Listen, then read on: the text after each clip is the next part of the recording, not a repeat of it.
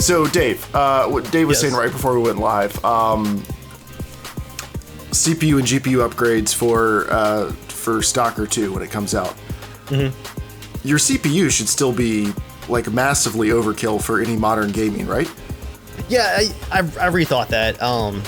It was choking a little bit in the Witcher 3 patch, but by like 5%. Most of the time, it was my GPU. I was at 100%. My CPU still had like a good amount of overhead, except for like the center of Novigrad.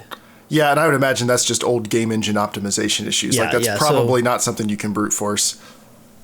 Yeah. So yeah, I could probably skip the CPU for a while yet. I would do things for Stalker 2 is my point. I will do things for Stalker 2. Okay. All right. Take it to the bank.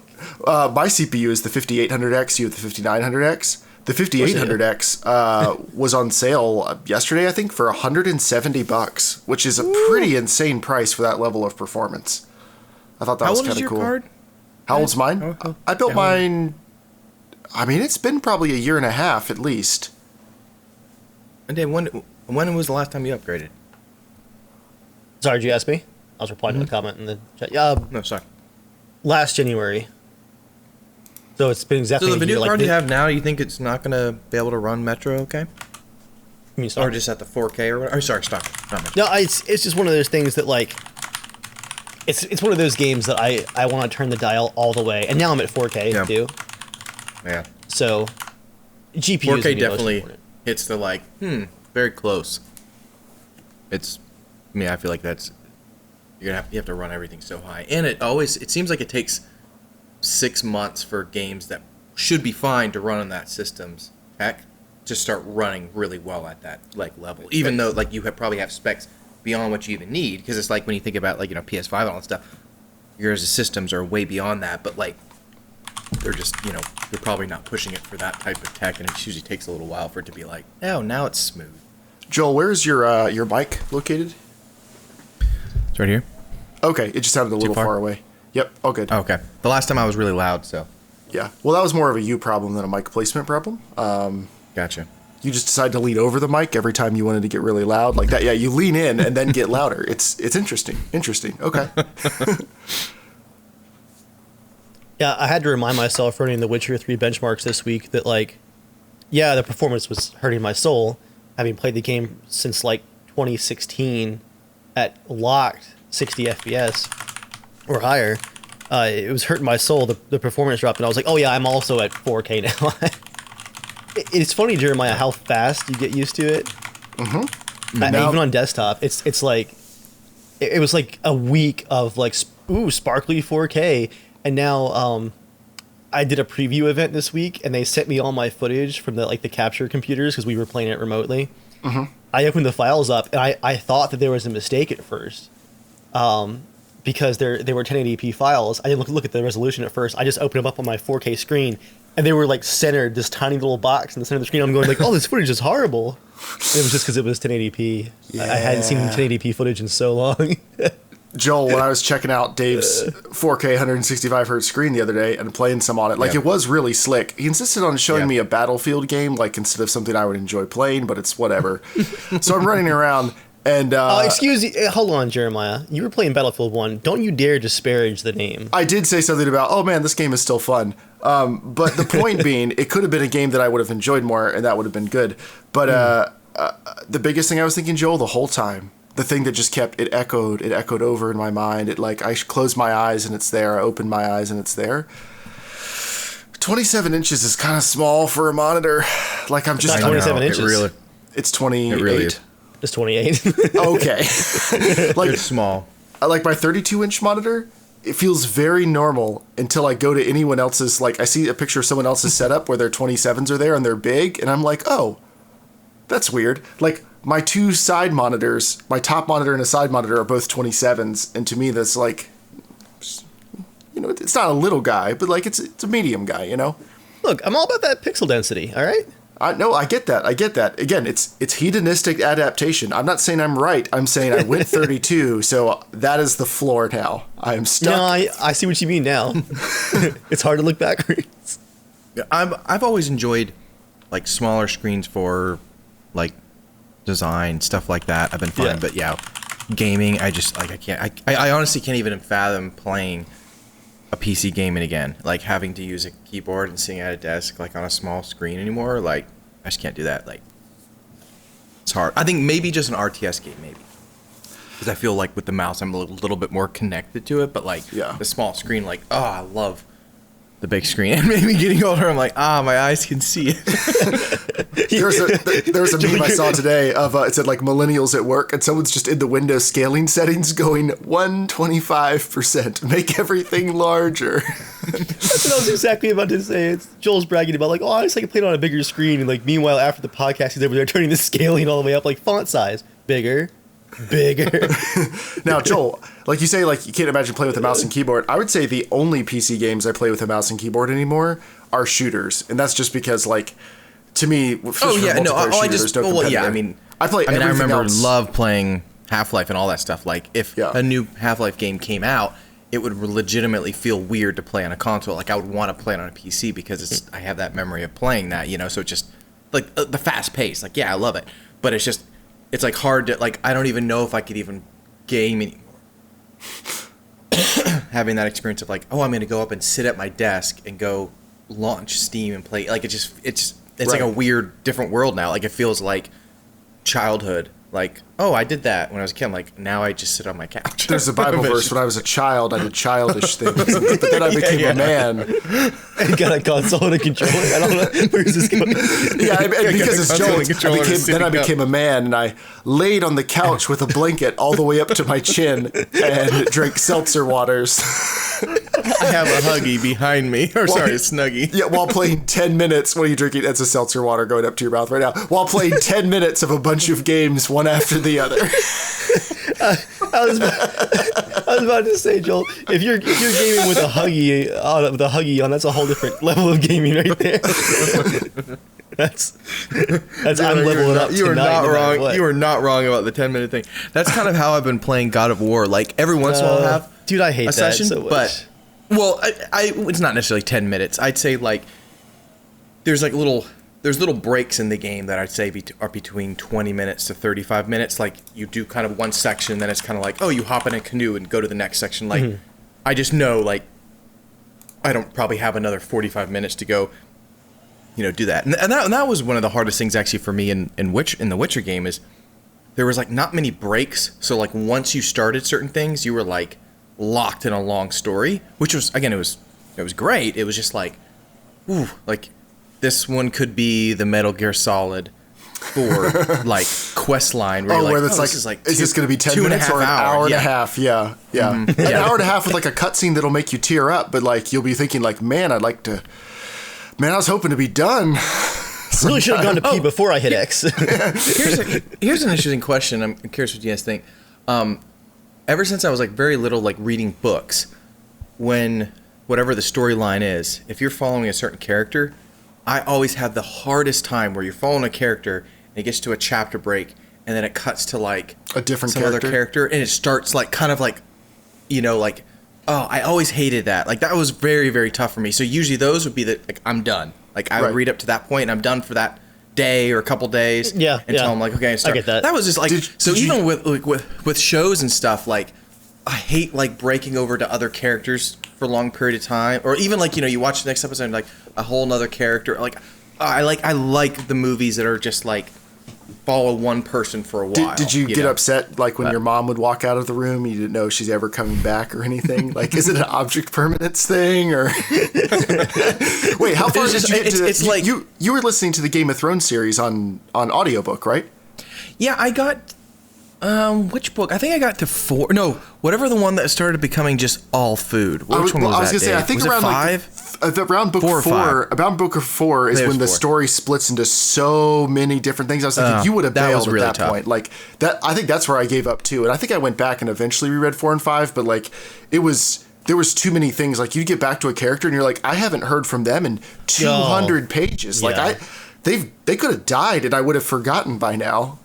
Yeah, it's funny because I really enjoyed, I think, book 1 and 2. I listened to that. The audiobook was fantastic, and it the starts of those kind of books are always really tough. Like, I wish I could put you guys in my perspective of playing Witcher 3 for the first time, because you're just like, who the hell is this? Who is that? What, like it's when characters mention backstory without any context whatsoever. Where you might find it out later, but like some dialogue is more obvious than others, where like, oh, clearly they're just talking about, but some are just almost talking in universe language, the way they might say something or recommend, like, or I don't know, it's like the way, but they'll mention a lot. So speaking of that, there's actually a new book series I've been always wanting to read for a long time, and I ended up buying the audiobook like almost 10 years ago, I think. And I've tried listening to the start. I've always gotten to about an hour in, but it's so tough. And I'll explain why. It's the Dark Tower series. I've always wanted to listen to it. Yeah. I've listened to a bunch of Stephen King books, and I really enjoy it. And that series, like always, the summary really intrigues me. Like it sounds awesome, and I really want to listen to it. And I've tried, but it's so confusing.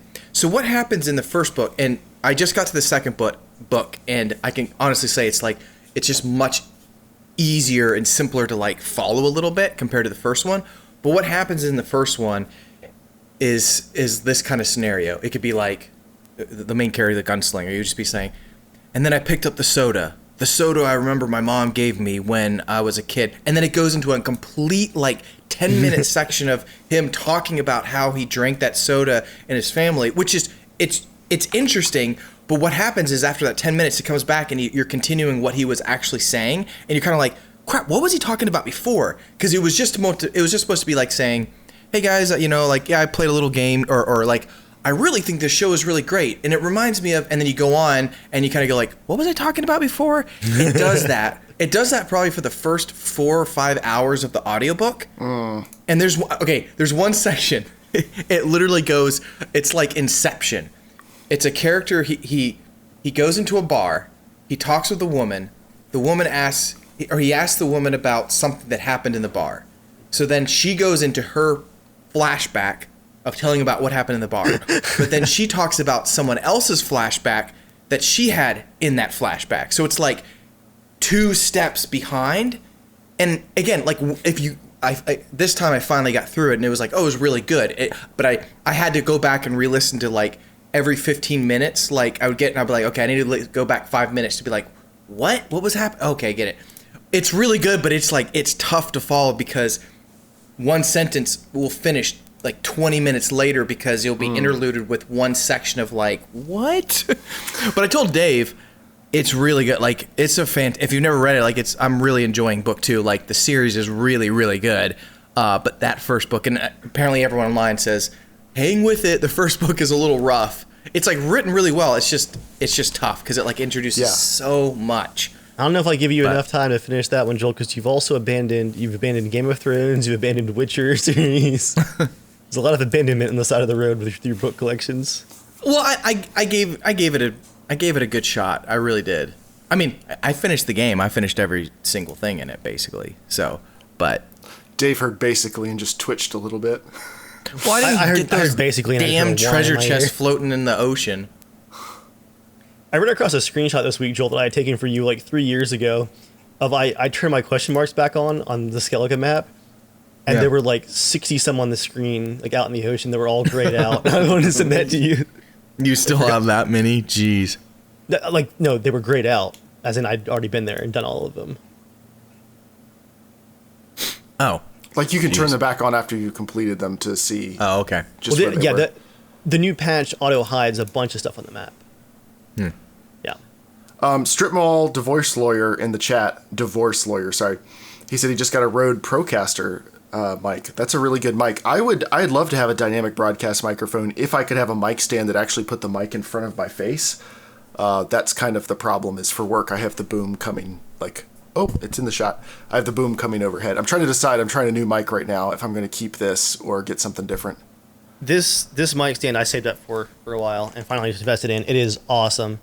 It's a super low profile swing arm, and so it swings until it's actually under my monitor and over my keyboard. And when I'm not using it, I just swing it out to the window. Well, and it's out of the way. That's not the problem. It's like I need something well, we don't, this would be probably not good podcast content. It's my desk layout. I just don't have a good place to swing it in from, I think. Yeah, and that's my advantage here is I have like a bunch of dead space over here next to the window. Yeah.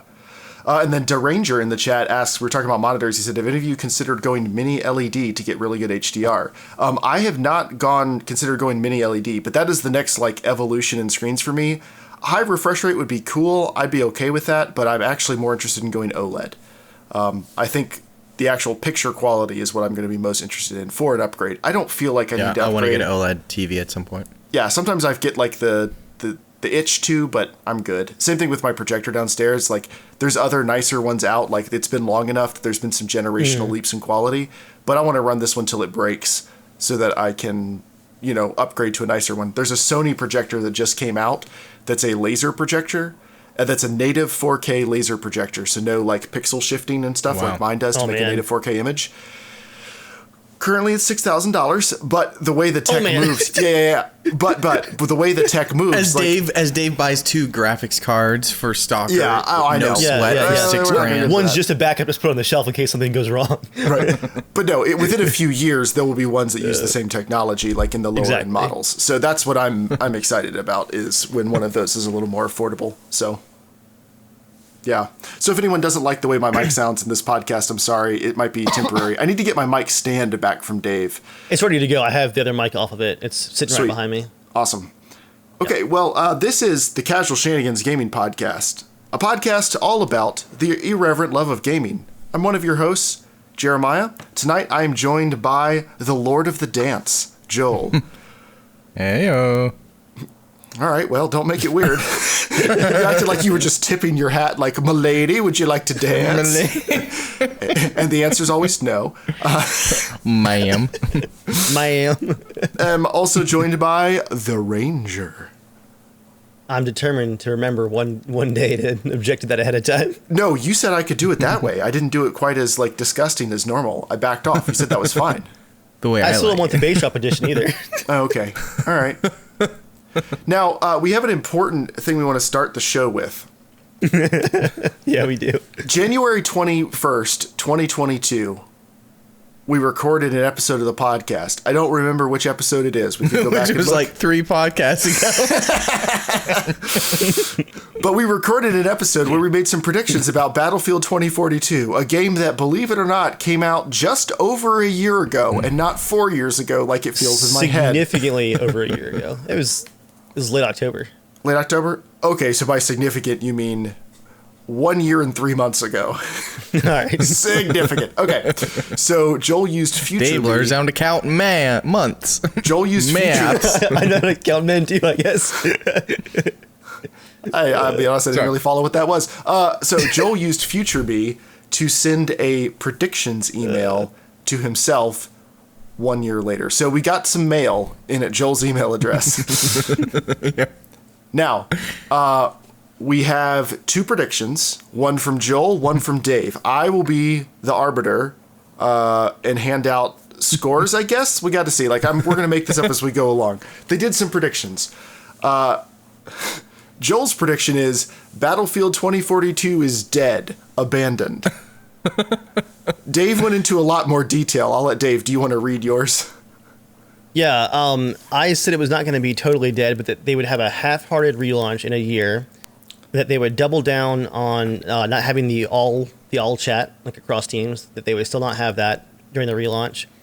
I said that they would still be hiding your death count, but they would also have a half-hearted attempt to normalize the specialist by re-adding the classes, doing things like adding, what's the character's name, Mackie, into the assault class.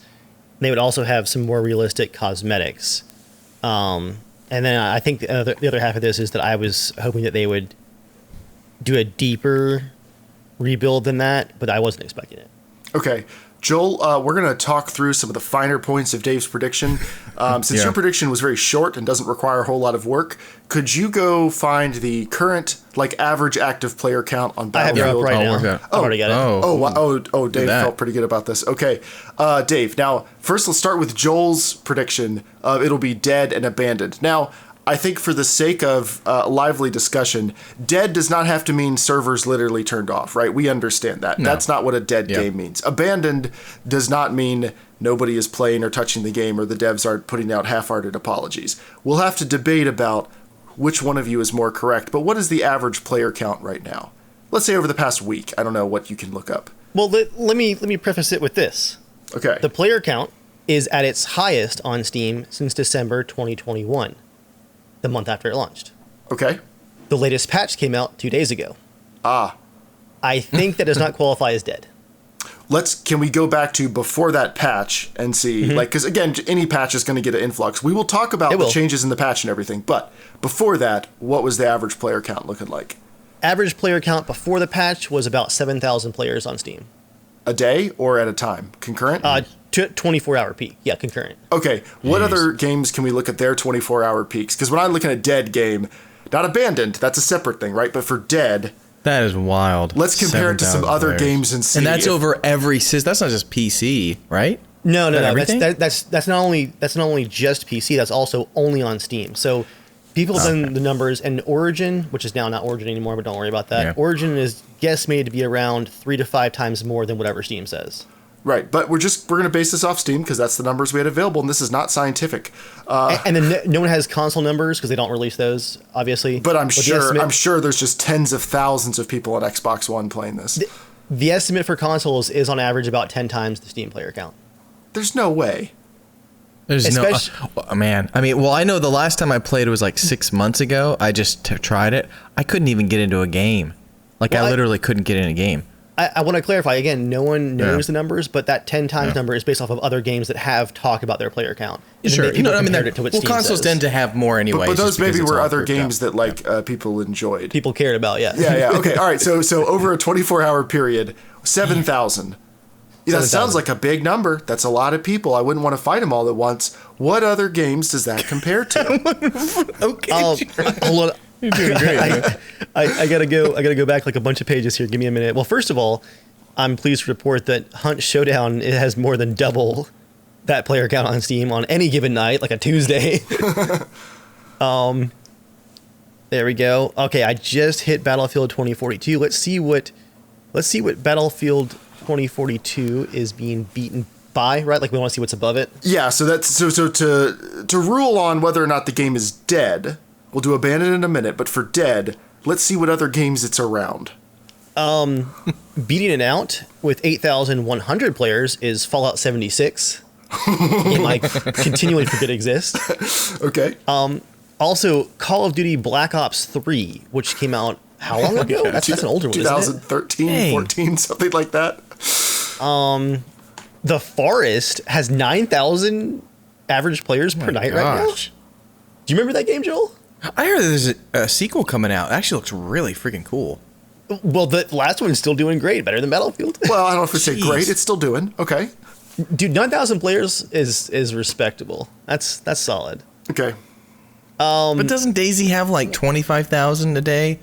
Come on.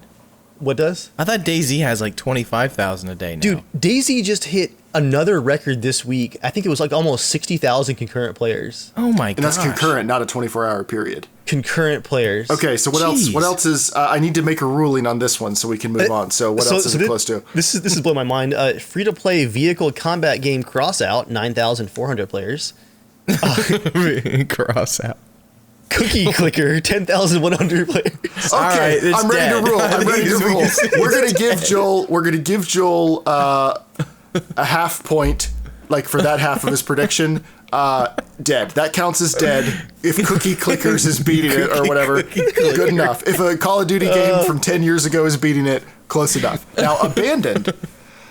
I do think, Joel, you're not going to get a point on this one. Now, Abandoned in their hearts.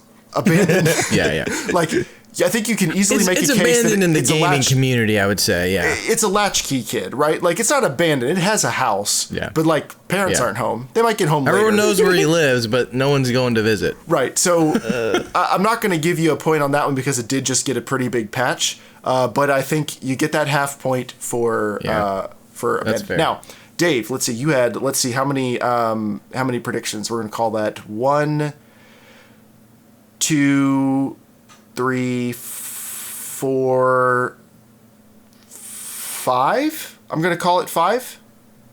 So, I'll ask you guys this.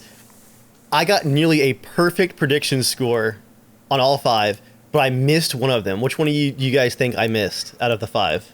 Well, I would say, like, they haven't really launched a 2.0, and it hasn't the been chat hard. thing? I don't know. Okay, sorry. Well, they haven't done a relaunch, that's for sure. Pick- There's no pick one. relaunch. Pick but- Which one that you didn't get? I would say it's Yeah, that. of the 5. They have not Relaunch. launched. They have not done a big relaunch. Yeah. Yeah. Okay. Joel, what do you think? Yeah, I would just say the relaunch or the audio one. I don't know if the chat, if they embedded the chat or anything. I'd argue that, I mean, there wasn't an official relaunch, so I think this is still a half point, though, because... All they added was the classes. And I think that's the only reason they have players coming back right now is to just check it out. They've been pushing it like a relaunch. They started a podcast to hype this update up. Okay, they started a podcast. Let's go through it. So, Dave, you don't get a half point for Podcast. each of them. I have to divide 1 point by the number of things. That's why I said I think there's 5 predictions here. You get 0.2 points for each. Now, remember, my ruling is Boy, final. this is confusing.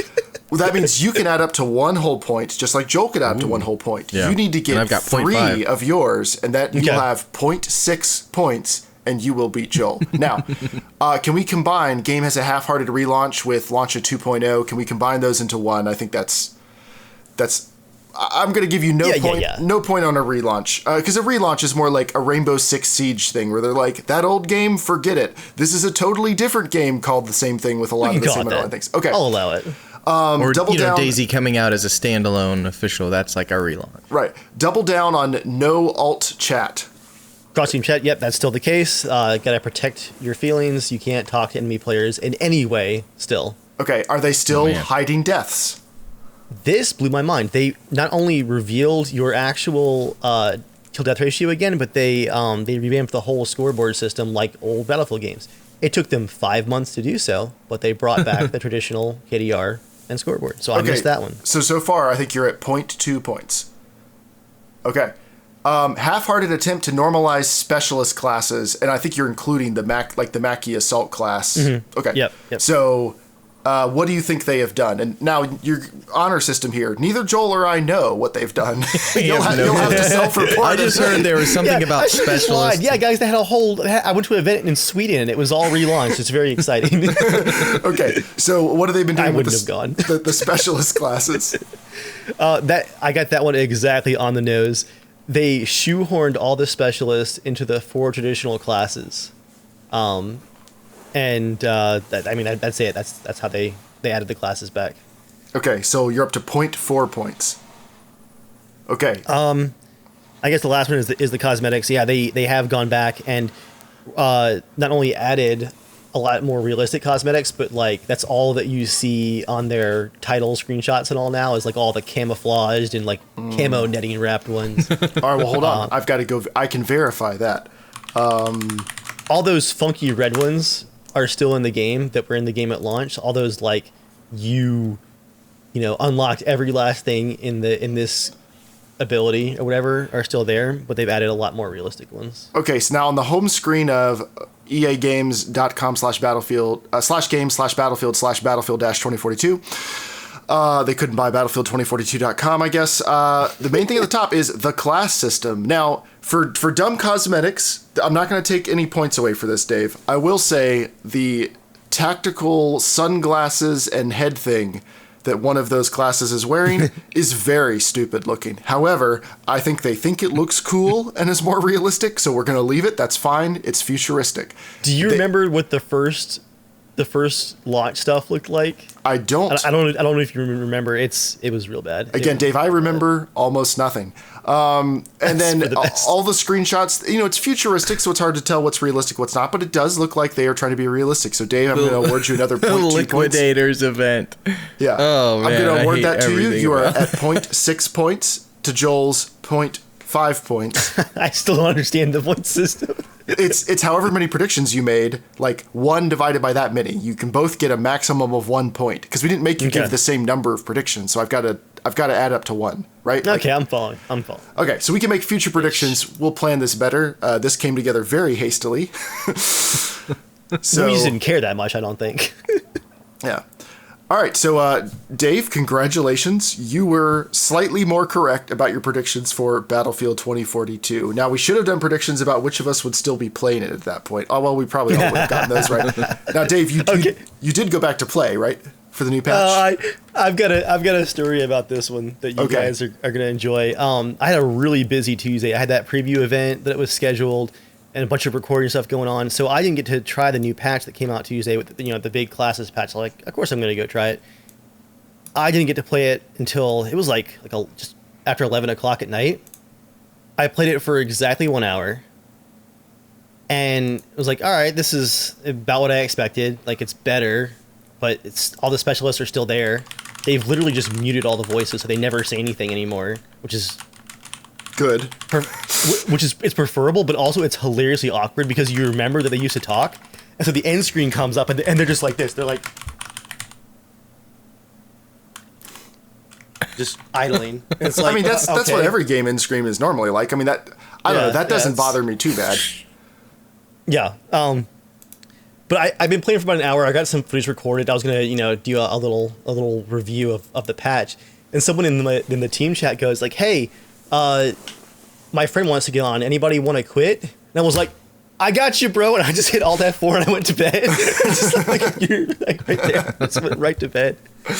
If you want any better signifier that a Battlefield game is dead, I mean, I think like if Joel didn't already have that half point locked up, that would have done it. Like Dave being like, "Give me an excuse to quit," because normally Dave is looking for excuses to come back, like to try new patches and things. And if Dave's even like, "You know what?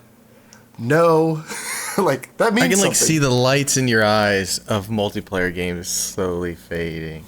Oh, I've got Hunt. Has in it my faded life. That's much? all I need. But you have Hunt? Okay. My Steam, like end of the year thing. You know how Spotify does the end of the year thing. I didn't the Steam one did that? Week. Steam does this now, right? Oh, that's cool. Hunt Showdown was 74% of my time on Steam last year. Wow. Followed by Hitman 3 at 6%, Ready or Not at 4%, and Fallout 4 at 2%. Let me check. I got one for PlayStation. How do I check that on Steam? This is good content. Go to my profile? Yeah, it'll have an option to open it up. You should get an email, too. Maybe. My replay showcase. Okay. Yeah. All right. Featured showcase. I don't know what I'm doing. For me, Hunt Showdown was 74% of my yearly playtime on Steam with 346 sessions. And that's like 340 some hours, I think, for Hunt Showdown. I'm not sure how to see my 2022 stuff. I realize this, again, bad content, but... Steam Replay. Got it. Steam Replay, yeah. Okay. Oh, it's called I'm trying to go view my... All right, my Steam Replay. Ready or Not was 23% of my playtime.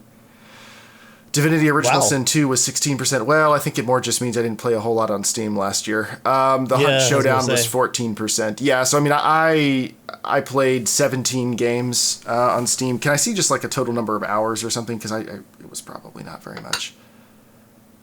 The email had the hours in it. I don't see an easy way to see the hours total here.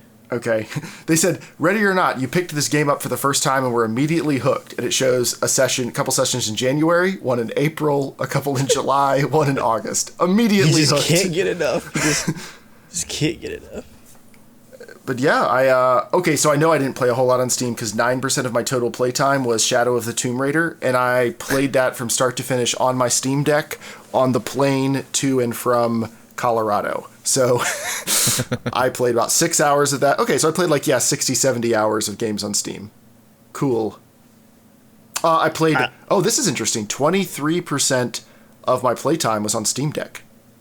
Oh, that's cool. Hey. Yeah, that is pretty cool. I know better than to buy a Steam Deck now because all it would mean is that I'd be trying to play games with Micah on my shoulders. The couch is not a safe zone anymore. That's another screen that he can swing around and try to hit you in the face with. Very nice. I will say that as disappointing as Battlefield might be, I'm just glad that I could beat Joel 3 times in one day. That's all I wanted. For anyone not sure what that means, Joel and Dave have resumed playing Gwent together digitally now. Now, when you play digitally, how are you doing that? Are you playing the online game Gwent? Yeah. We're having to learn trying it. It's very we're trying to different. figure it out again. Okay. When it first came out, it was, man, it felt overwhelming then. It's like 10 times more overwhelming now. There's like 10 trillion cars. You've forgotten everything. But Oh, it's all Yeah, different. it's- Like, it yeah. doesn't matter what we remembered from back then. It's all different now. yeah. Yeah. But, we're going to keep giving it a shot maybe. It was fun. See if we can find. Megatron. Yeah, It was fun how until I Joel- deleted it.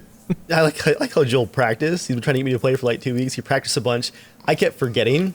So today at lunch, I launched the game, skipped through the intro tutorials like as fast as I could go, and then we played. Thank you for doing the courtesy of saying at lunch for your boss's sake here. Thank you. I appreciate you keeping up the charade. We're friends on GOG, Jeremiah. You just watch me boot it up. Actually, hopefully this isn't giving it away. Multiple people who are friends with me on Steam do work for me, and some of them ought to keep that in mind when they're playing games during the workday. Someone's just grinding away in WoW on their third screen. I'm going to say somebody bought Cyberpunk a couple months ago, and they've really enjoyed it. They're about 280 hours in. They're averaging 40 hours a week. Gosh. Some of them ought to keep that in mind. Okay, so Megatron X2 asked in the chat, have any of you ever played State of Decay? I played some State of Decay 2, maybe like 10 hours. That's it. Just I played multiplayer. that on the Xbox 360, the first one. I haven't Yeah, the played first one. in the second Yeah. one. Yeah. It is now time, speaking of that, to go into what are you playing this week? A part of the show where we talk about what have you been playing since the last time we podcasted. Now, to be honest, bros, I haven't really played anything. I've done 1 or 2 Red Dead Redemption 2 sessions. Good choices, though. I Good installed choices. High on Life at Joel's recommendation and played about 10 minutes, and I got pulled away to do something else. That's kind of it. Haven't really done a whole lot else. I've played like Call of Duty a few times just with my brothers and with other people in the CSG group, but nothing new for me. So I'll kick to one of you guys. I just had a thought. Well, I think we've talked about this like years ago before. During these stagnating times, although I won't say necessarily stagnating for me right now, just because Elden Ring is coming up on its 1 year, I think end of February, and I'm hoping they announce some DLC in it. But it would be fun if we all did just an experiment of just all each other recommending a game and just trying to play, or at least saying, okay, recommending a game and saying, you just have to at least play 3 hours. That's it. 3 hours over a month. Just to say, if you like it more, you play more, but to dedicate just 3 hours to one game that someone's just to get something out of your comfort zone, to try something different. So I bought for Eric, and it actually might still be on sale right now. I think I've talked about it many times before. Soma, it's on PS4 right now for like $2.99. You watched me play it back in the day. It's $2.99, so it's like dirt cheap, and it's such a freaking good story. But anyways, but I think that would actually be fun to try to do. I just heard the Matrix sound effect, Joel, and just suddenly remembered that I haven't beaten Mass Effect yet. I mean, we can try. I mean, like, I Joel, just don't know if that's game for you. Did you? I think you sent yourself a future me email about Dave finishing Mass Effect, but I don't know when that's going to arrive. Yeah, I think I did. I don't remember. It wasn't an email. It was a reminder, and it reminded me like ages ago now. Let me see, actually, and it was like, let's see if I see it. This is where I lose out right here. This is the bonus round. Like, yeah, bonus round. Joel needs something, okay? Don't, Dave. Why are you doing this? Poke, poke, poke. Where was I'm gonna it? die one day. I think it might have been on the that's what it was, on the calendar. It's like a pop up. Yeah. Yeah. Let me see if I can find it. Let's do Mass Effect. Oh yeah. Dave won't finish Mass Effect on September 2nd, 2021. Let's see. When was the last time I played? I'm gonna look now. I'm gonna look. If my games load, oh dude, the new EA app is so broken. Yeah, it's bad. Oh man. But would you guys be down for choosing just 1 month? You don't have to that's the only game you have to play, but just only 3 hours. Yeah, I'd be down as long as it's not like a troll break. choice. Like, No, not. I mean, just I think just like a completely different like game you probably have never played. Like Jeremiah, maybe Hollow Knight. I know you're not a huge fan of the 2D kind of side-scroll game, but it's really good. Okay. Just to spend just 3 hours attempting it and just see if maybe a game like that will click to a certain degree, or still even after 3 hours, like, no, it's just not for me, which is totally fine. Because you said we're playing Red Dead Redemption. So after watching a little bit of Last of Us, I've been like, I'm always like tempted of thinking about trying it because like I know like the remake or the whole it looks really good, but like I just know the game 100%. Like just from the first time I played it, it was such a memorable game. Dave and I were talking about this. We remember all the things that happened in the episodes. Like we knew it was good. Like I played it once 10 years ago. Yeah. And that happens to certain games where I'm like, even though the combat was really, really good, it's like, I don't really need to, like, and every time I get tempted, I'm like, I'd almost rather just try something different. Like, again, because I don't have as much time to play as I used to. I'd almost rather just try a different new experience, even if it's going to fail and not going to be good. Too busy creating reality game shows. Like, I think there's only a few games, I think, still right now that if they did a remake, like, I would have to go all in again. And I think one would be BioShock. Like, it's just one of those that I think it just, like, changed my experience of just going underwater and, like, the old classic music. And I think maybe a Fallout 3 remake, just coming out of the vault first time. And that, DC, and just that whole experience was just so good. Maybe. But it's just like I'd rather play something new. So I think it's the only one maybe is I really want to play Dead Space, the remake. And I'm like, I feel like I just played that game, and I'm like, crap, that game came out in 2008. So it's been a long time. So I'm like, that one I'm okay with, but I'm like, I do get in those ruts of like, again, I mean, obviously, I played Skyrim a crap ton of times, but I think it finally hit. I was playing it, I don't know, maybe 6 or 7 months ago. This is when Matthew was really, really little, and I had it on the Switch. And even on the Switch, I had like 120 hours in. And I was like, okay, I need to not play this anymore. Like I literally was like, and it was starting to like really feel old to me. And that was the first time it started feeling like this feels like an old game. But I will say, I listen to the Skyrim soundtrack every day, at least 1 or 2 tracks. Like it's always on my, I gotta be peace. Like when I put Matthew down to bed, like I'll put my AirPods in and just listen to it. It's just so peaceful, and I just try to relax to it. But so that will never end. But all right, interesting. What else have you been playing, Joel? Dude, just been playing a crap load of Returnal, man. That game is really good. I was gonna get it on PS5. It's been on my like Amazon list, but now that it's gonna be coming to PC, I'll probably just wait and do it that way. But yeah, I've heard really good things. I've heard divisive things about it, but very good things. I think it's definitely, I think, a love or a hate, like, just type of game. Honestly, with the 2D Scarlet, like, if it's just not your thing, it's not going to be your thing. And honestly, I didn't even think it was going to be my thing whatsoever. It was, Eric was like, yeah, I just kind of downloaded it because he got it for free because he had the Extra Plus thing or something on PlayStation. And so he was playing it, and he's like, this is, like, really good. And he's like, oh, it has co-op. I'm like, what? I didn't know that. Because I usually don't like games that are, like, repeat or randomized. But the story and like just like the lore of it's like really fascinating. You crash on this planet and you just keep reliving after every time you die. You kind of restart, but new things, pathways unlock as you're kind of solving this mystery of like what's creating stuff around you, and it's just really it really does keep you engaged. And I'll say the weapon combat and stuff is so satisfying. And Jeremiah with the controller, there's the feedback and stuff is just sick. Like the way the controller works and the way the shotgun is it's really, really well done. And so it just keeps you hooked, that I was surprised that I'm like, I could actually keep just blasting enemies because it's addicting. It's like those older top-down shooting games where you're like a little old like 1942 like plane, and you collect a upgrade, and then suddenly you're like shooting like lasers like crazy. It's one of those where like, again, you die and you lose it all, but once you get there, you're just like trash and everything, and so you hope to get to the boss with all those upgrades and then take him out. So yeah, it's really good, but I'm stuck on the second boss, so close. And then what else have you been playing? Still playing God of War and everything. God of War 2, right? Or God of War. Yeah, God of War 2. Yeah, I'm playing like maybe 24 hours in. Carlson says I'm maybe a little over halfway.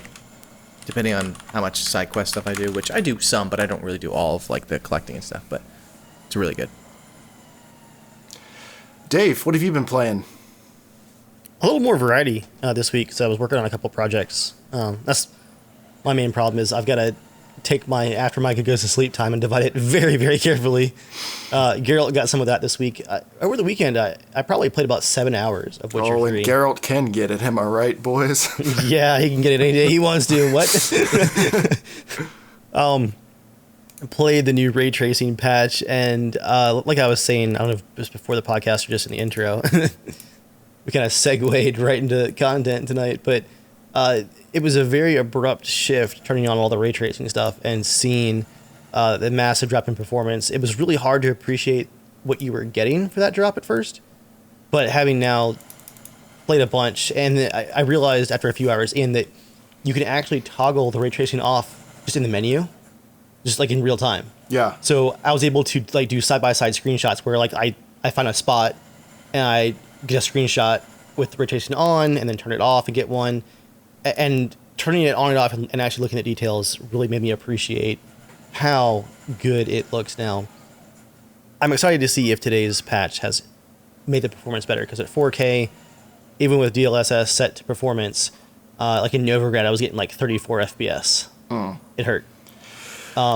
Countryside was like close to 60, and having a G-Sync monitor helps a lot because you can just let it do what it wants, frame rate wise. But man, it looks so good. You don't realize how video gamey and flat some of the shadowed areas look, how gray and flat they look, until you compare them side by side, like the exact same scene, and you go, wow, like this game looked amazing before, but now it actually looks like authentic. Right. Like really just grounded. Something I've been realizing more, I've been going through for a project and like looking at a lot of my old photo stuff, I want to make some photo books before I forget all the things that I shot. And something I noticed from that and from watching movies that I really like the cinematography of, like I feel like I'm narrowing in on like, what's my thing, what's the thing that I love? And for cinematography, it's panamorphic lenses for sure. I figured that out. Like, I didn't hear what you said, Joel. I'm sorry. I said Fast and Furious. What it really come down to is Fast and Furious. But mostly 8 and 9 and 10. Panamorphic lenses. I guess I just love panamorphic lenses. And Joel's Googling right now. I think I know what you're talking about. But... Renowned filmmaker Joel is looking up lens goes on end of camera. Okay, now that I said that, I have to give you credit for your documentary. I told you this in person. I'm just telling it because I made fun of you now. I'm going to give you the compliment on the podcast. Your cinematography has gotten noticeably better, since like the early days of filming Norman. Like there's quite a few beautiful shots in there that you filmed that I really enjoyed. Oh, thanks, man. Appreciate it. And the higher quality camera, certainly helps. Just like the color range and the depth of field and everything from the R6. It's pretty awesome. But anyway, dramatic lighting, like good dramatic lighting and panamorphic lenses. And like, that's what I love. And I think that's why ray tracing, something like The Witcher, I really, really like it, is because I haven't played it yet, but I watched a good 15 minutes of Dave's video, and it's just, yeah, it's the drama of the lighting. By drama, I mean like the deep shadows in places where there would be deep shadows, or the light bounce, or things like the things that let you see the world as it really is when it's early in the morning or the sun's going down or something, like when the sky is just alive with color. Like, I really, really enjoy that a lot more than honestly like pixel density or sharpness or any of those other things. Like I'll sacrifice a whole lot of that stuff. Like some of my favorite lenses are technically very imperfect lenses, but I love the way they mess the image up, and that's what I love. Because you saw the camera. When you say panamorphic, I was looking it up. Is it just lenses that allow? Yeah, I was gonna say. I was like, well, there's a company that makes something called panamorphic, which is basically like trying to simulate anamorphic on a different type of lens. On no. Sorry, I apologize. Okay. I was mixing up Panavision and anamorphic. No, anamorphic lenses. Yeah. Well, something they did really cool in the Batman was they found really old vintage lenses. Yep. So because you could see like. Again, I love that too. I think it works really well for certain stuff. The only things that I wasn't a huge fan of sometimes during those movies is like sometimes you just get a bit of that like claustrophobia because it's like you can see almost sometimes nothing. Like you can go really too far with it, but I think like when done really well, it just looks so good. Or like just normal anamorphic looks great. I love that. Right. But like the stuff that like really pulls in the sides, it's almost like you have a section like right about here that's really good, but then like even in the show Andor, like the top of the lens, right about here on the lens, is almost like not in focus whatsoever. Yeah. I forget what use they're doing. I forget what it's called. Like again, if you look back at like Jaws or anything, that's shot in anamorphic as well, but it's not in the sense where there's certain lenses that do this weird. I don't know what it's called, but it's just like. Are you talking about like focus breathing, where it's the picture shifts as you move the focus in and out, and like you can't, even if something is sharp in the middle, the lens falls off so hard towards the edges that you can't have like, sharp across the frame. In what's the movie, Christopher Nolan, the space one? Interstellar. Like towards the end, then seeing some of the shots, the IMAX ones, right? Mm-hmm. Obviously, that's really close depth of field. That's different than what they did even on Andor, in the sense of just it's more of how it like kind of it's like a Fresnel type weird effect that happens on the end, where it's like there's a golden spot of where it can really focus well and just here, but as it gets tips around here, it's like, or no, here we go, like in Bloodborne. What's that weird effect? That, chromatic like, aberration. Yeah, it's a bit. It has that kind of feeling. But what they did on that Batman, because they were trying to keep it grungy on the side, so it's not just anamorphic, but it's also this other effect. Right, lens fall off. The thing I was saying. So lens fall off. Yeah. Okay, that's what it is. There's a sweet spot like, in the middle, but like when I'm shooting a really wide aperture, like a cheaper lens will get so soft in the corners, and it'll do that. It'll get chromatic aberration. It'll fringe. It'll like. It's almost like the layers aren't perfectly aligned.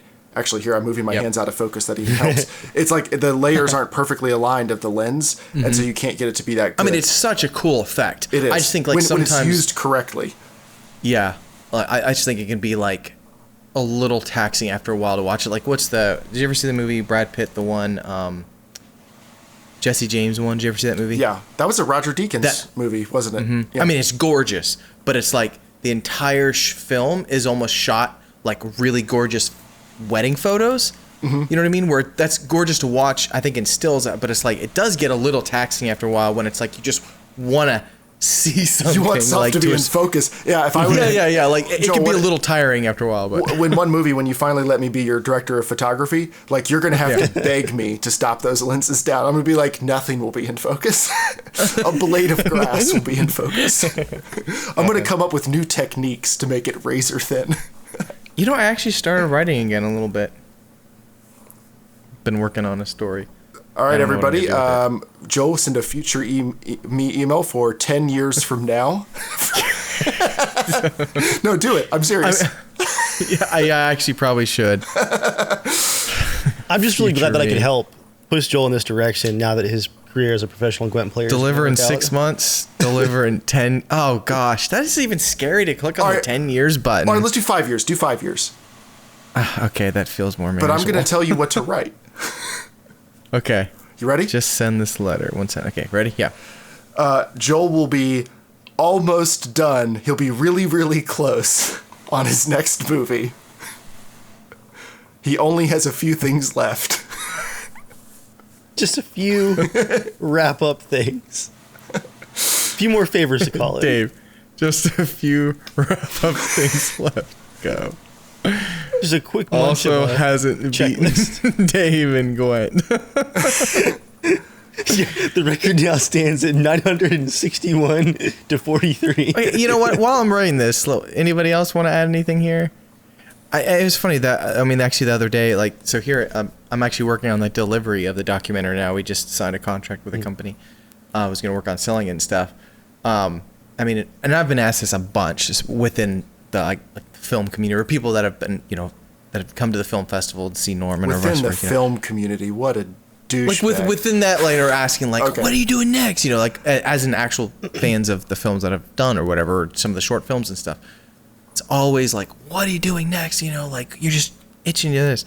And I've always kind of given the answer. I'm like, I don't really want to do something next. It's kind of hard to describe. It's just it's not something I'm itching to do the next one. It's just, to me, I love telling stories, but just to I can't wait to just get back to work to just make a story is not really exciting. It's like when it kind of just like when inspiration sneaks up on hits. you. Yeah, when it just kind of sneaks up on you and it's kind of like, well, I can't help it, and I just gotta like. Would you have say fun The and do it. documentary? I mean, Yeah, the documentary fell into your lap. that was a and story you that needed to rolled be with it. yeah, that was a story that you Yeah. wanted to tell, and so you didn't Yeah. create the story, but you spotted it and were like, I can do something about that. Yeah, there I you mean, go. I mean, it was like that. It was kind of like, oh, there's like this needs to get out there. Like this is really interesting. Like I, enjoy it. But he hasn't offered to so- make any so- documentaries about his very talented and cool, interesting podcast co-hosts. the 10-year failed podcast of 55 listeners. Jeremiah, he has an why offer, do but they boy, still do we take do it? advantage. I mean, like in one of them, he's like a really cool boss too, and like that's just never occurred to you, like to do something with that, like as maybe like a yeah, storytelling angle. I don't know. I don't get it. And maybe that will be reflected on your W-2s at the end of the year. You never know. Well, I mean, again, even with just delivering it, like I have been thinking like, do I want to do something again? Like You want to go back to telling stories, like wedding videos. like there is a part of me that like I appreciate you just gotta get nervous about almost getting excited about something because I'm gonna follow it through. So that is actually kind of nerve-wracking. Like I mean, it depends on what kind of person you are. Like, and this is not talking about certain people being lazy or nothing like that, but like if you're that kind of person that like, oh, like I'm just gonna the trigger, I'm gonna go. It's gonna happen. So that can kind of be like pretty scary at times because having done stuff like that now and knowing how long it can take or whatever, and also just kind of not going. It's like I don't want to like. It's a lot of work to try to raise money and do that kind of stuff, and like that's just not enjoyable. Like I also kind of like I want to just go out on my own and just pick up the camera and just start filming. So like that's the part that's really really fun. So honestly, even the idea of like, even when I follow some film blogs and stuff, and you see people like, oh, here's this person getting attached to make this movie, I'm like, oh, that sounds horrible. Like I don't want to do any of that. Like I think the fun part of creating is more of like just figuring it out and messing around. Like that's the part that's fun. It's like the whole outside, everything else out of it is like you only completely not want to enjoyable. direct Yeah. a movie that like is your idea and you birthed and you wrote. Like auteurs like Zack Snyder and Michael Bay. You want no one to be able to tell you, I don't know, bro, this isn't a good idea. And you're like, no. No, but I think I understand on a different scale, like a different situation, maybe with the same feeling, what you're saying. I don't know if this is what you're saying, but like before I shot that wedding last fall, I did have a little bit of like a feeling of like, I'm not shooting this wedding because like I just want to go shoot a wedding again, right? It was because it was a friend asked me to do it. But then as I started thinking about it, I had that little bit of like crisis of confidence of like, to me, shooting weddings was not just showing up and doing work and then calling it a day. Like I tried to go hard every single time. And like, I wasn't trying to just recreate the same shot. Like I wanted to do new stuff and interesting things and push myself. And I'm like, it's been 8 years.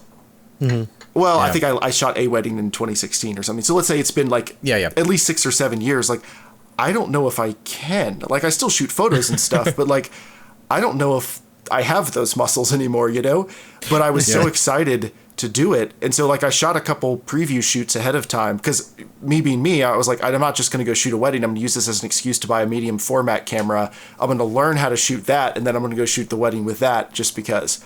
And I was really nervous until I did the first photo shoot or two where it was like, these are ones I'm doing for other people. And I don't need the photos. This is just because they want them or whatever. And I started looking at the images, and the first one was kind of rough. Like I got a couple decent ones, and I was like, okay, all right, we got to get better at this. And then the second and third ones, like they started getting better, and I started getting excited of like, oh, like I think I can feel that muscle starting to move again. Like I can make some art with this, right? I don't want to just go shoot a wedding. I want to make some art. And me and my old assistant photographer, who's a full-time photographer now, we went and shot it together, and like it was amazing. And some of the images from that wedding are like some of my favorite wedding images I've ever shot. And now it was a beautiful wedding; like they deserve all the credit for that. But that was so like gratifying getting to go out and do that again. Of like, I can go do this and just make something beautiful because I want to, and it's fun. But like, I didn't want to go shoot more weddings after that. Like, it wasn't like, oh man, I want to, like, it was, I'm so glad I did this. And there's a handful of people that, like, if they get married and they want me to shoot their wedding, I'd be happy to do it. But, like, it's not something I want to bite off. So I think I understand what you're saying of, like, when it's the right thing and when you get inspired to do it and you want to do it, there's the fear of, like, can I deliver? Like, if you hold yourself to that high standard of you're not trying to crank out, like, short films for everybody who wants to give you a couple $1,000, right? You only want to do something if you care about it. But that means you're going to attach some of your pride and self-worth to, like, can you do it better than the last one? Or even, like, consistently, like, can you do the Joel thing? The thing that people can look at your stuff and say, oh, that's something that Joel directed. Like, I can tell by the camera movement and how quickly it was all shot. And, like, I meant that seriously, by the way. Just, like, you move very quickly, right? Like, your handheld and stuff. Like, you can just tell, like, oh, this is a Joel thing. And, like, you're going to hold yourself to that standard, and so you can't do that for just anything. Like, it's got to be something that you really care about, because I think you're just not built that way to just crap it out for money. Yeah, I mean, it's tough because, like, I think the only story idea I really want to do is just this father-son train story. Like, I just really love it. I'm like, oh, I want to do it, but it's like overwhelming. You knew a train guy. It's overwhelming to think about because of, like, thinking of the logistics. So it's like one of those, like, there's what? You can shoot it stop motion with little animatronic figures with Dave's train set he built. Oh my gosh. It'll be just as good. You can do so much with effects now. That is something I never want to do. Stop motion. It just sounds like pure hell. Oh, sorry. But yeah, I mean, like, it's just the kind of almost the thought of it is, like, overwhelming of how much work and how I can get done. But I will say, like, having a kid with Matthew, like, I am really excited because I was thinking, like, what am I going to teach him? I've had this discussion, I'm like, oh yeah, I'm good at filming. I'm like, that'll be really fun to, like, even just him come along on stuff that I do or whatever. And I was like, that'll be really fun. And so it does kind of get me excited about it because obviously I'm like, the story is father-son story. So I'm like, oh yeah, I've got a kid.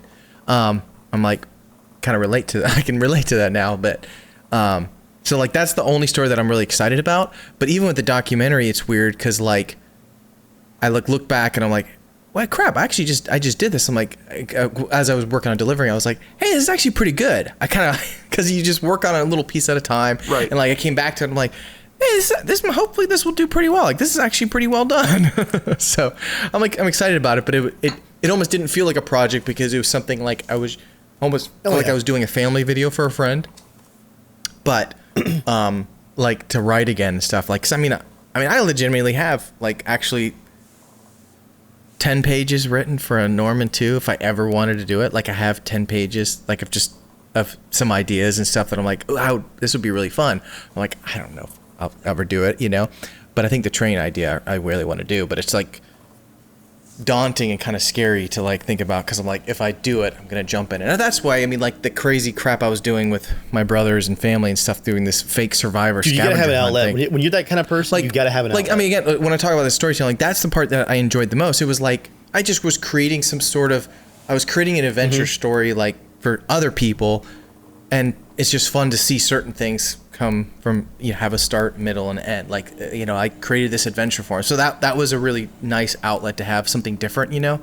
And also the puppet master control. I mean, I enjoyed that part. Let's be honest. Joel's really just mad he didn't come up with the idea to direct Saw before the other guy did.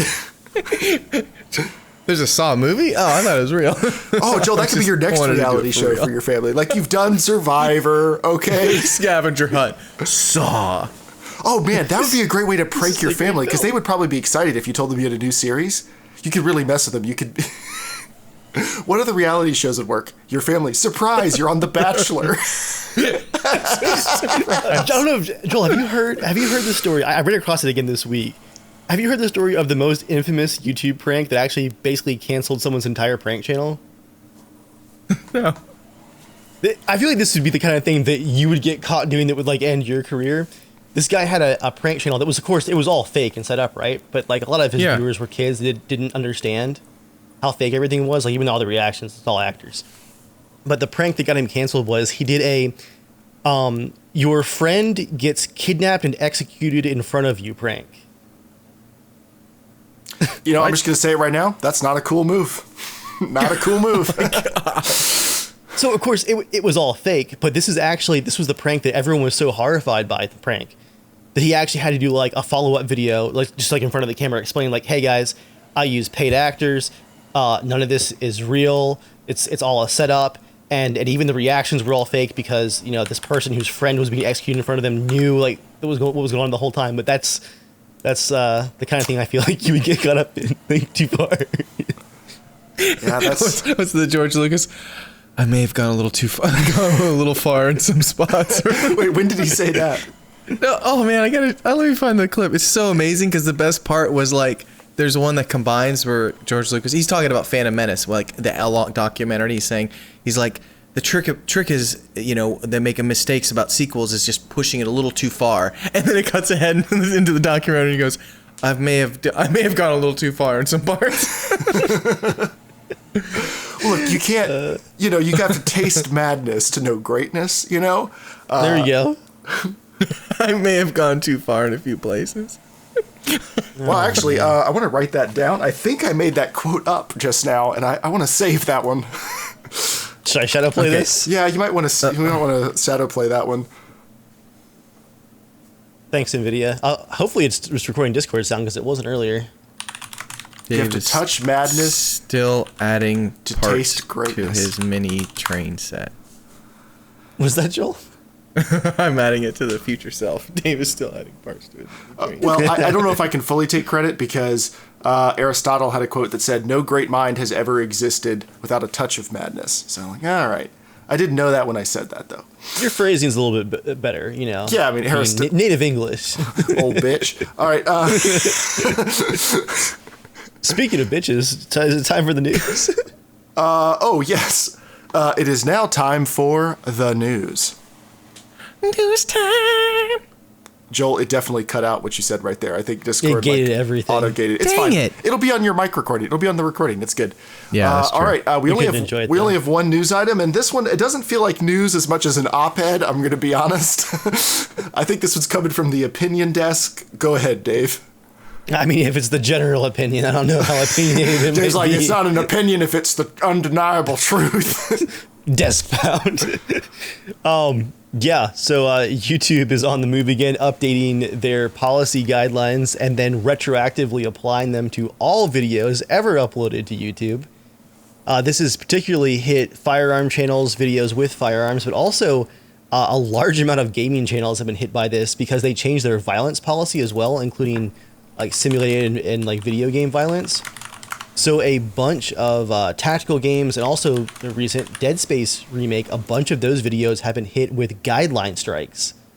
And for those not aware of how YouTube works, there's like different levels of you getting into trouble on YouTube, right? If you're a YouTube partner and you can earn money on the platform. The lowest level of you getting into trouble is like limited ads, where it's like, okay, this video is like got extra violence, you earn less money from it, right? Mm-hmm. Then there's like you earn no money at all. This is like too violent, too over the top. It's still live, people can watch it, but it's gonna have like a warning on it, and also you just no ads are ever run on this because Coca-Cola doesn't want to have, you know, their ad running next to a GoPro video from Ukraine.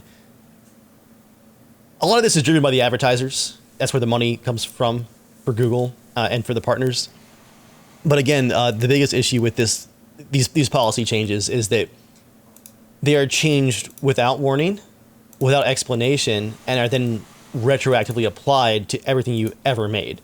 So a video that you made 10 years ago that followed the rules is probably, I mean, honestly, most of the ones from 10 years ago are probably not following the current rules. Like it's just how it works. But again, for the gaming channels, it's tactical games, horror games have all been hit really hard. And it's so goofy, the little steps you have to take now. It's like where you can't have any swearing at all for exactly 8 seconds. It's just like the new line that was decided on.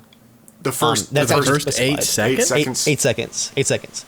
And then it's like you can have these swear So words. our YouTube podcast, the first 5 seconds, and we've already destroyed that. And then it's like you have these amount of swear words in these 30 seconds, and then like the violence can start from here. It's so hilariously specific. For firearm stuff, it's even more vague. For a long while, they were saying no magazines. This is since like 2018. No magazines shown over 30 rounds. The problem with all of these policies, I'll also add this, is that they're enforced by real people, but in overseas call centers. It's all farmed out to call centers. So it's people who aren't familiar with YouTube specifically, or with the laws behind some of these policies. It's all farmed out to call centers, and so the rules can also just change based on who reviews the video in question. But for firearm stuff recently, some people who were doing these video reviews started saying that any 30-round magazine is being struck as a community guideline violation. And the big problem with strikes is you get one warning, right? Mm-hmm. If you get 2 strikes, you lose the ability to upload or live stream for a week. If you get 3 strikes, then I believe it's a month. What? They just kill you. No warning. Getting close. 3 strikes, it's a month. You're blocked. And if you get 4 strikes, they literally just delete your channel with no warning or appeal. It's just gone. So if you've been making videos since 2006, and you don't have some of those old ones backed up, well, you better get to it, because they're changing the rules on you in progress and applying them backwards. Dave, do you have every one of your YouTube videos backed up? No, it's not. I tend to only keep records of big projects. Oh. So I think I've got all my major projects over the last 10 years, like stuff that Keystone videos I'm just really proud of, stuff that I spent a lot of time on and stuff like that. But it's spread across 7 different hard drives stacked up everywhere. Oh, Dave, please let me help you. It's set up. My backup system's set up. I just gotta start using it. Okay. It's so much work to go through all that stuff. It's so much time. I know. That I shouldn't have to be worried about. Can I segue really, for one well, tiny I don't know if minute I on backups? I don't know if I should What's that, share. Joel? Sorry, go ahead, Joel. No, you go ahead. I really like digital archiving, actually. So my friend Mason, the other photographer, I know how this. He rents space on my server, kind of. Well, not rents. He buys me a hard drive every once in a while when we fill one up.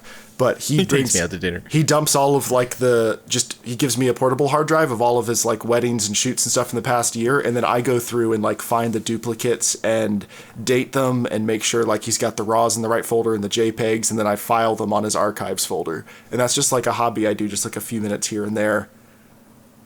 So, because I enjoy it. I also have been doing a project where I've been going through all of my TV shows and finding which ones I want better quality of, and then getting the Blu-rays to rip, and then experiment with different render settings to get the best combination of small size and high quality. And then I test them on the projector downstairs, and then I make other adjustments. And then my wife left me, and I continued to watch Friends. All the cars in were 1080p, and I am working on a 4K version, and now she's suing me. We've never spoke. I'm just saying, I enjoy it. Okay, I'm having fun. Okay, here's what were you gonna add, backup. Joe? Here's hard drive backup nightmare for Jeremiah. Okay, I had one of those gulp moments. So One of those. As I'm working on the handoff for the documentary, as you know, I would like to work from coffee shops, right?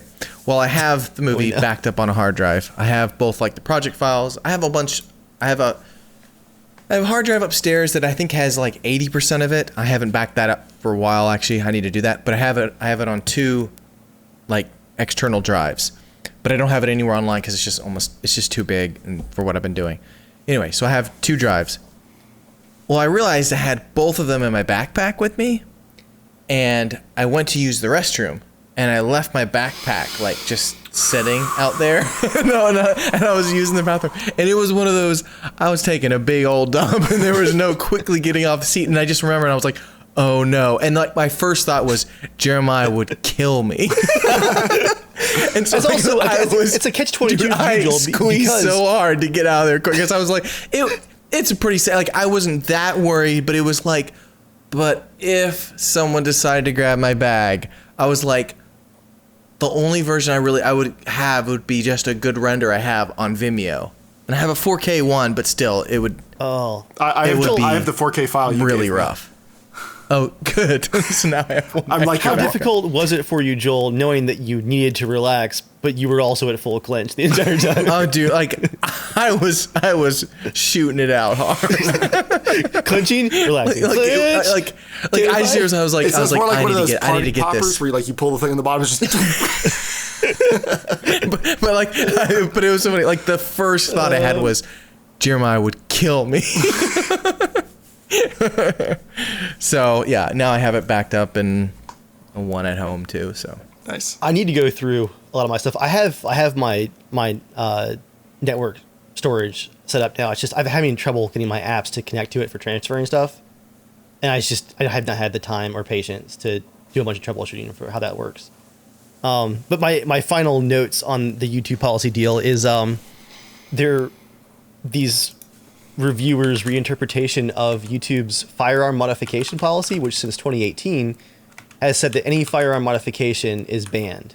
And they started out applying that to like cleaning videos and like useful stuff like that. You know, YouTube is like a great resource for just tutorials for all kinds of stuff. You know, a lot of people, including me, when I first got my first guns, I went to YouTube to learn how to clean them and disassemble them safely and all that stuff. Well, they banned a lot of that stuff. They walked it back a little bit and said, okay, you just can't earn money on it, stuff like that. They've now decided in these last 3 weeks that things like inserting a magazine into a firearm, you know, a magazine fed firearm, that's how it works. That's installing a magazine. That's showing viewers how to install a magazine. So you can't show reloads according to their new interpretation of the policy. Not a new policy, their new interpretation of the current policy. So I've seen people going back and using the built-in YouTube video editor to pixelate whenever they reload a magazine, and those are passing. oh my gosh, I have seen a lot more videos randomly just like be pixelating crap. It's the only way you can censor something. It's also like a lot of meme and like TikTok compilation channels will do that. If someone like tries to copyright strike it, you just black out or pixelate that section of the audio. Yeah, of the like video and I cut was it. looking It's up, so that I you don't was- have to like, because you don't have the original stuff to re-upload. Because YouTube doesn't let you like replace anything about a video. They just you can only upload new videos. The other installation issue they've decided on is attaching a suppressor in any way or form on video is installing and showing how to install a suppressor, which is a violation of their firearm policy. So showing a firearm without a suppressor and then cutting to it with a suppressor is okay. But attaching it, and again, a lot of my rifles, they use a quick attach system. That's how they work. You know, you snap it on and it's aligned, right? Like that's how the whole system works. They have decided in a lot of cases that is installing and showing how to install a silencer and is now a violation of the content policy. And that, again, that's not just like you need to fix this or you need to remove this part. It's you get no warning. You get a strike immediately as soon as they find it or their algorithm finds it. That's like saying, you know, if I do a video, actually I can't cable with my MacBook here, and I insert the power cord with the little magnet on it, that's installing the power cord.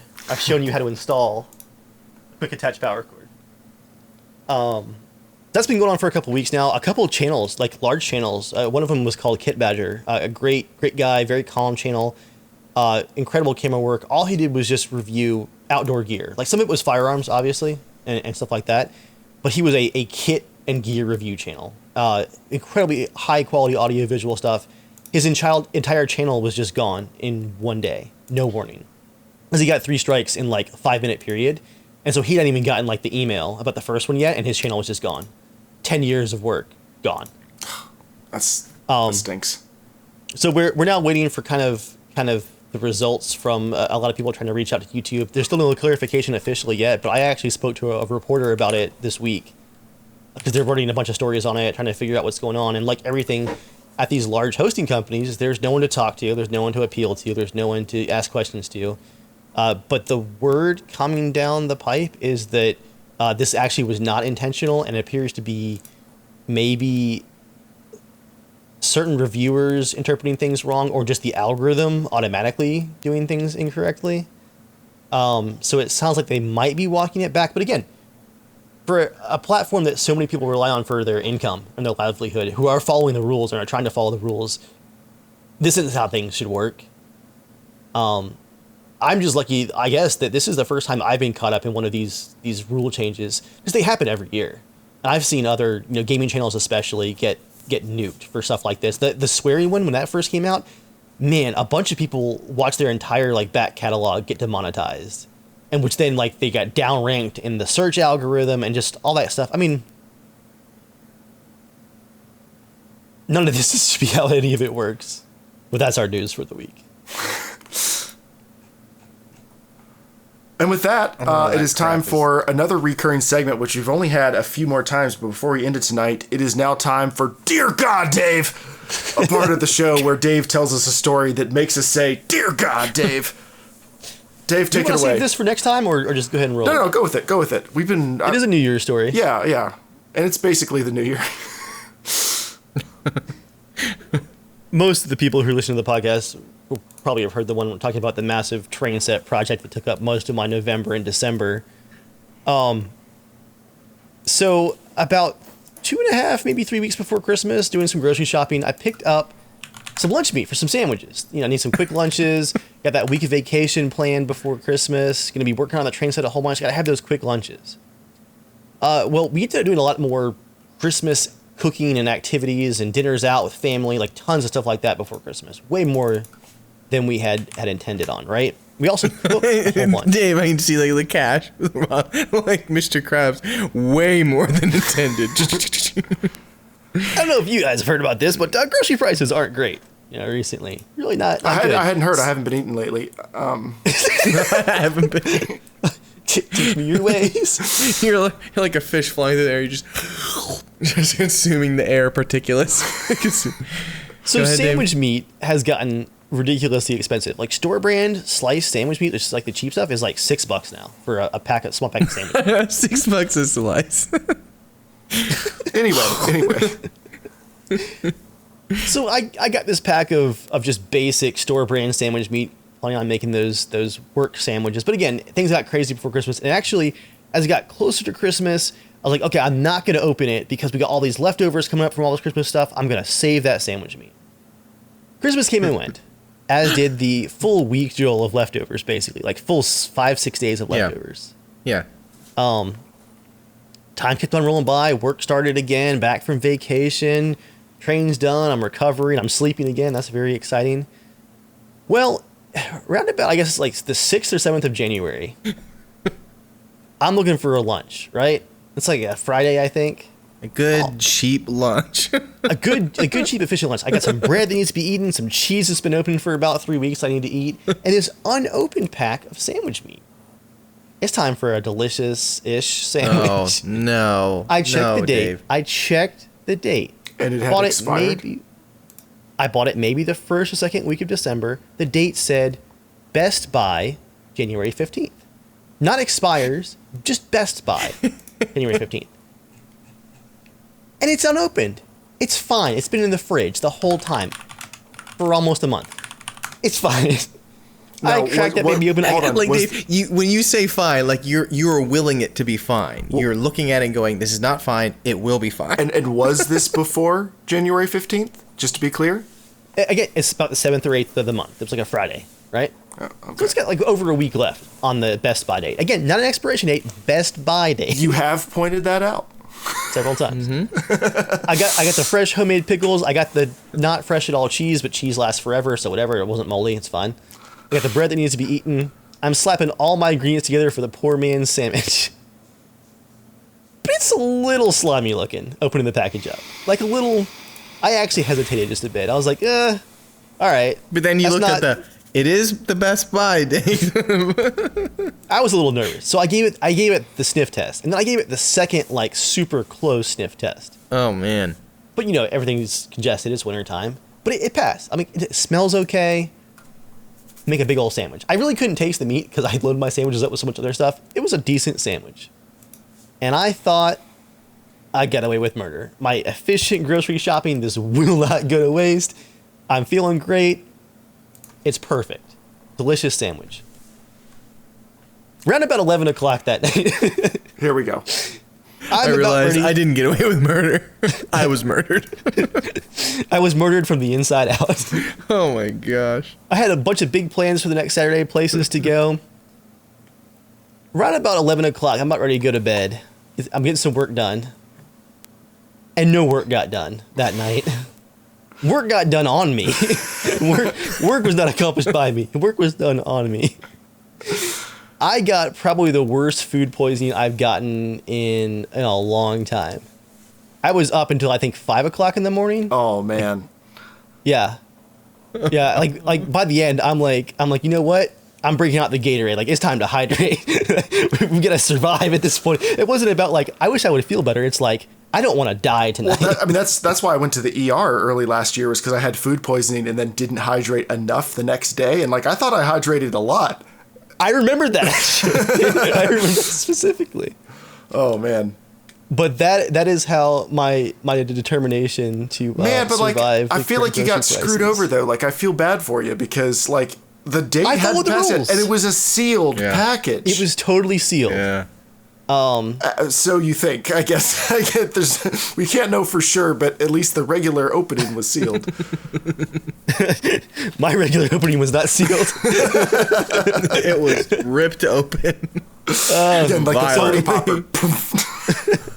I think the real moral of the story is always trust the sniff test, or if not the sniff test, the texture test. When it comes to lunch meat, give it the old texture test. Yeah, I think it's maybe like the gut test, not the gut test you went through. That's more a gut trial. I mean, the gut test of like and tribulations. There's some warning. There's some red flags. Like your body's telling you, like, I don't know. Dave, my test is like, if I look in the fridge and I see like a package of sliced ham or cheese, and I go, I don't have any plans to use that cheese for at least another day or two, because I was like, we're just not making any food with that specific type of food. But it already like started to look old. Like, I will toss it because I don't want to forget that it looked remotely old, or I could be eating something old. Like, I just don't want And that. this is why I am partially the way that I am now, is because I know you. And I've actually thought before, like, what would Joel do in this scenario? And I generally just do the opposite of that. Joel, I have taken sandwich cheese out of the fridge before. There's like 2 slices left in the packet, right? Packet's been open for like a week and a half, almost 2 weeks at this point. It's not molded yet, but like the bag isn't sealing quite all the way. And like you pull a slice out. It's and, gone. like, it's gone. The cheese is gone. It's got that. I'll never see that cheese again. A little stiff. Doesn't quite have. Oh no! Like a third of it is stiff and like curling. Oh no, Dave! No, Dave! No. I'll take that bad boy out Dave. I'll take that bad boy out of the package, and I'll just peel off that third, and I'll just use some of the other slice that you also do know has the dry there's spot no on such it. thing Dave, as peeling off a piece. I think the answer, like, you complain about these high grocery prices. I think you just shouldn't be eating things like this. Like, I think you should only eat like fresh vegetables that are like they work or they don't. Like, you need to stay in like a tighter lane. You know, you can't be expanded out to this like it either needs to be like an MRE that can survive until the end of time, or it needs to be like a flower that wilts. Nothing in between. Oh man. Oh, Yankee in the chat says we've learned that Dave is part raccoon. Dude, you have no idea. Being a dad, Joel, you're gonna hate this.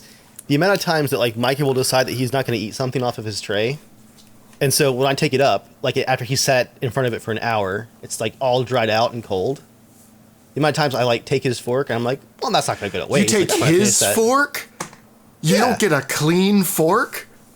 For a clean fork for the cold leftover pork chop? Oh. You can't waste. Joel, again, anytime I'm like, how are you being a dad? Like Yeah, so all this like mess stuff, right? So okay.